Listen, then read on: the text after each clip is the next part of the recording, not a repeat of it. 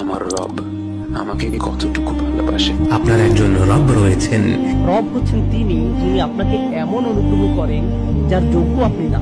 হে রব, এর চাইতে উত্তম আর কি হতে পারে? Sadness is a reality.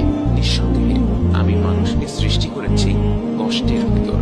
আল্লাহর রহমত থেকে নিরাশ হয় না, তার রহমত থেকে তো একমাত্র কাফেররাই নিরাশ হয়। আমি আল্লাহ, এই সৃষ্টি জগতের রব, তোমাকে বলছি, ইন্না মাআল উসরি ইউসরা। নিশ্চয়ই কষ্টের পাশাপাশি রয়েছে আনন্দ। খারাপ সময়ের পর ভালো সময় আসবেই, দুনিয়াতেও আসবে, আখিরাতেও আসবে। ভরসা রাখতে হবে আল্লাহর উপর। আমাদের জীবনে যখন প্রতিকূলতা আসবে, যখন মনে হতে থাকবে এই দুঃসময় থেকে পরিত্রাণের আর কোনো উপায় নেই, মুসলিম হিসেবে আমাদের দায়িত্ব হবে আল্লাহর উপর তাওয়াক্কুল করা এবং ধৈর্যের সাথে আমাদের দায়িত্বগুলো পালন করা।